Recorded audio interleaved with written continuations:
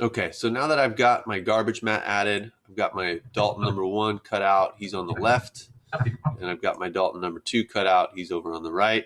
And I've got these put, video 2 and video 3, and then I have them in audio 1 and audio 2, and that's just so that if I drag these over, they're not going to cover each other up, or they're not going to delete each other. So now I'm ready to get rid of the green. So the effect I'm going to use for that is called Ultra Key. So I can go over here into my effects panel down here, and I can just search for ULT, and I can find Ultra Key in here. I'm going to click, hold, and drag that to Dalton number 1. When I do, up in my effects control panel up here, if I was on source, I could just click on effects control. I'll see that the Ultra Key shows up here. It's underneath my garbage matte, and I've got this little eyedropper. When I click on that eyedropper, I can choose which color I want to get rid of. So I could choose his white shirt, and I'd see what's behind that. Let's actually drag. I've got a Mars image in here, and I'm going to take that Mars image and drag it to the video 1, so you'll see a little sense of. So if I get rid of that white shirt, I'll see the Mars image underneath, right? Which might be kind of fun, but in this case, I don't want to do that. So I'm going to go back to this clip. I'm going to click the eyedropper again, and I want to get rid of the green. Now, one of my issues is I've got a handful of different shades of green here, right? So I've got this kind of darker up here. I've got something over here that's a little lighter.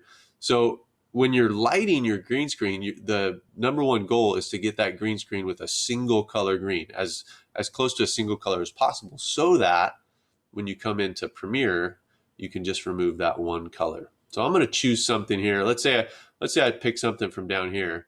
You can see that I've still got a lot of work up here to do, which is okay, and I'll show you how to fine tune some of that. But I'm going to choose a color that's kind of in the middle range up in here.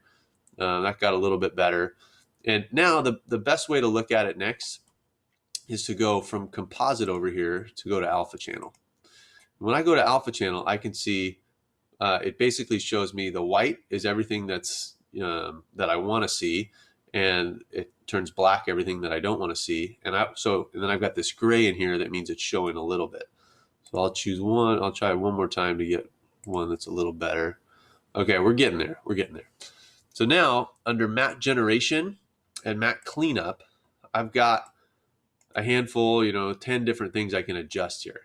And you'll just play with these and kind of see, kind of fine tune them. At this point, pedestal is going to give me, kind of it'll get rid of a lot of that gray on the outside. You see that I do have some gray on Dalton's hair and on his body here. So if I play with a couple other of these, I can take my shadow. If I took that down, you'd see I get, a lot of shadow on his head. If I take it up too high, I'll get some on the background. I can play with my shadow and highlights, just trying to fine tune my contrast so that Dalton is fully white and everything else is fully black. And I'm getting close there. And now, but you can see he's got a really harsh cutout. It looks like he's, I cut him out of paper. So I'm going to take this soften, and I'll take that up a little bit, and you'll see that if I take it all the way up, you'll see that really kind of softens his edges. But I'm going to take it up just a little bit. We do about 15 or so. And then if I go from alpha channel back to composite, I can see that Dalton's nicely cut out from the background. This background, it has like a black line on the top and bottom. So I'm actually going to go select that background there and make it a little bigger by expanding motion and just dragging it up a little bit. So now I've got Dalton. He's cut out nicely. Or that's Dalton number 1. He's cut out nicely. If I scrub over to Dalton number 2, he's not cut out that nicely. So what I'm going to do is I'm going to actually take the Ultra Key from this first Dalton. I'm going to copy it with a Control-C. I'm going to select this second Dalton and paste it with a Control-V. And as I do, it has the same settings from that. I'll still want to go into my alpha channel and see, and you can see I'll need to do some fine tuning here.